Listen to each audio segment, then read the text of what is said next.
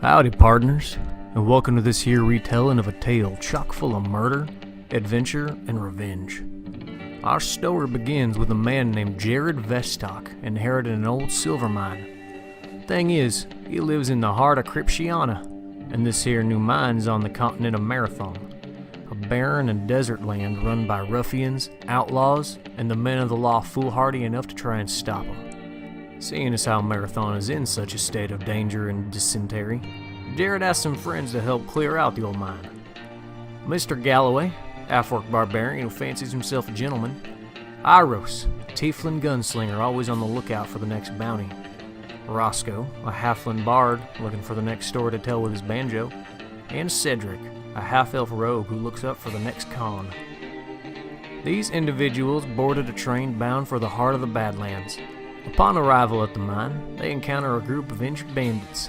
One of the men, Cantor, has lost his arm. Roscoe heals him up while the other party members kill his compatriots. Upon exploration of the mine, the same beast attacks the group. Mr. Galloway is felled by the creature, a Grick, and Jared brings him back to life with a clutch revivify.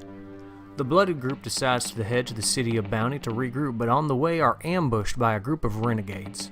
They are made up of Carter, a man who enjoys pain, Virtes, a robotic holy warrior, Ophelia, a plague-masked sorceress, and their leader, Silas, a masked man with a smooth voice.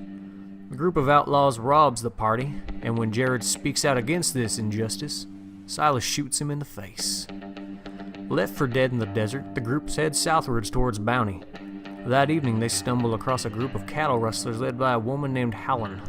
The Red Drake Gang, as they are known, are looking to steal some cattle from a rancher named Sanative. The party decides to join them, and soon a few hundred head of cattle as well as a dog named Steve are being driven across the plains to the east to be sold to a group of strange women known as the Fates. They avoid chase and survive an ambush by a group of natives known as the Skiff. Mr. Galloway talks to one of them and learns that some force is driving them northwards to search for food. He's let go and the party rendezvous with the Fates, three identical ethereal women who speak in unison.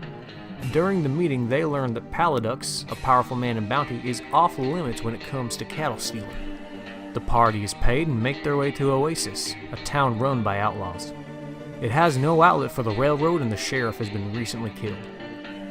In town, they meet an enigmatic shopkeeper named Nokris and an amnesiac dwarf named Tree, who leads them on an expedition to secure some wild stallions for the Fates.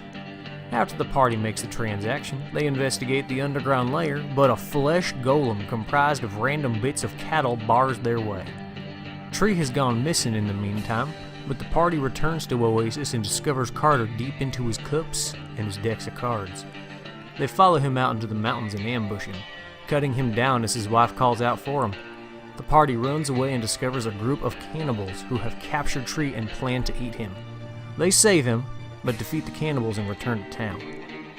They learn that Silas's group is called the Seeker Gang, and they have been looking for some relic of power. They interview Randon, a scholar from the mainland, and seek employment with the local power of Oasis, a woman named Annette. She sits on her couch above a gentleman's club and decides to take a chance on these outlanders. She tasks the party with robbing a train.